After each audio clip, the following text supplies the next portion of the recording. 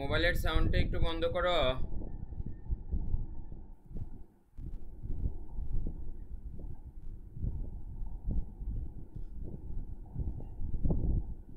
আসসালামু আলাইকুম ওয়া রাহমাতুল্লাহি ওয়া বারাকাতুহু।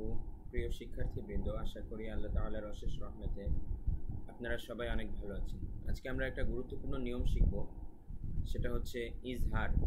তো আমরা আগেও বলেছিলাম নুন সাকিন এবং তানউইন পড়ার কিন্তু 4 ধরনের নিয়ম রয়েছে।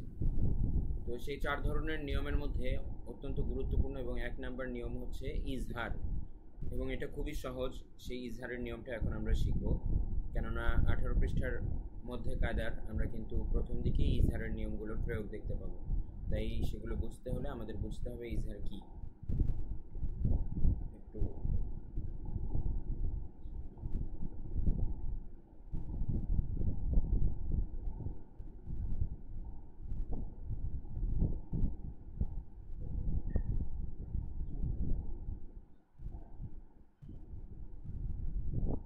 এখন আবার শুরু হচ্ছে।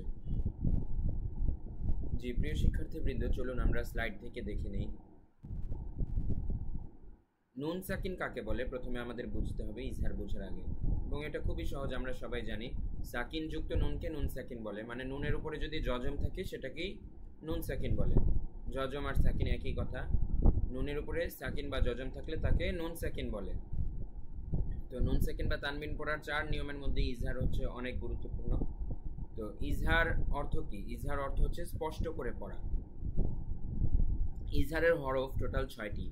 আমার সাথে একটু মুখস্থ করুন। 6টা মুখস্থ করার কোনো ব্যাপার না, খুবই সহজ। হামজা, হা, আইন, হা, গাইন, খ। একটু ইয়া হবে। আচ্ছা শুনুন জুনায়েদ, এখানে একটা সিরিয়াল উল্টা পাল্টে দিছে। হামজা, হা, আইন, হা, গাইন, খ হবে। এখানে হা, হামজা, আইন, হা, খ, গাইন, এরকম উল্টা পাল্টা সিরিয়াল দেওয়া তো।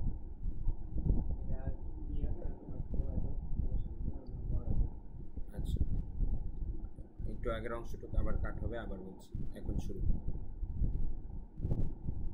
ইজহারের হরফ টোটাল 6টি। এইভাবে এই সিরিয়াল অনুযায়ী মুখস্থ করলে আপনাদের জন্য সহজ হবে। আমি যেমনটা বলছি, হামজা, হা, আইন, হা, গাইন, খ। হামজা, হা, আইন, হা, গাইন, খ।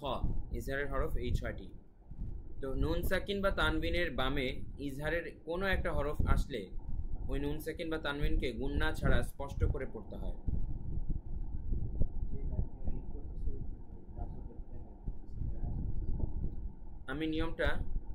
আমি নিয়মটা আবারও বুঝিয়ে বুঝিয়ে বলছি। দেখুন, নুন সাকিন বা তানউইনের বামে, নুন সাকিন মানে কি? এই যে দেখুন, নুনের উপরে জজম, এটাকে বলে নুন সাকিন।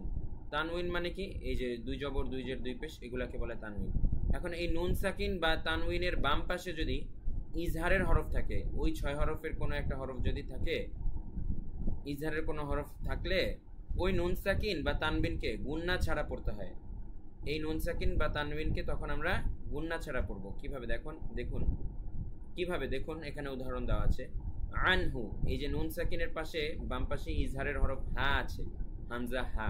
দেখেছেন, নুন সাকিনের বাম পাশে ইজহারের হরফ হা এসেছে, যার কারণে এই নুন সাকিনকে আমরা স্পষ্ট করে পড়ব কোনো গুন্না ছাড়া।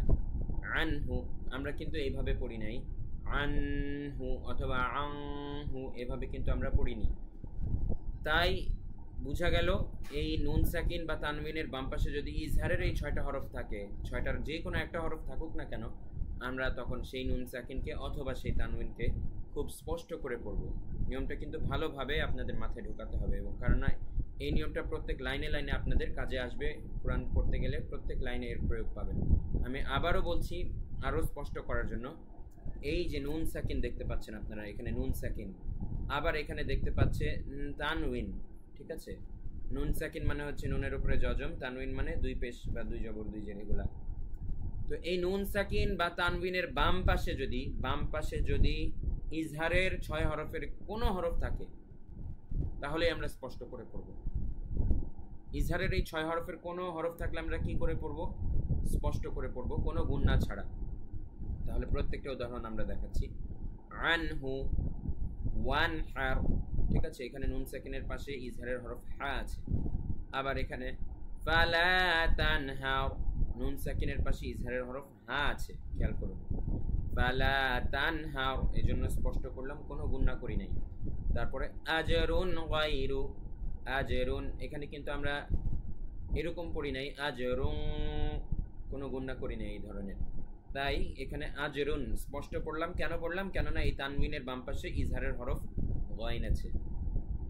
তো এই নিয়মটা আপনারা খুব ভালো করে মুখস্থ করবেন। নুন সাকিন বা তানউইনের বাম পাশে ইজহারের কোনো হরফ আসলে গুণনা ছাড়া স্পষ্ট করে পড়তে হয়। এই নিয়মটা মাথায় সেট করলে ইনশাআল্লাহ কোনো লাইনে ভুল যাবে না। আজরুন গায়রু। তো আশা করি আপনারা সবাই খুব ভালোভাবে ইজহারের নিয়মটা বুঝতে পেরেছেন।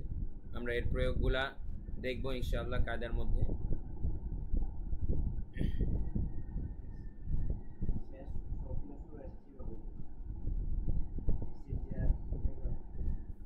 এটা বন্ধ করবো? শেষে সালাম দিব না ভিডিওর শেষে?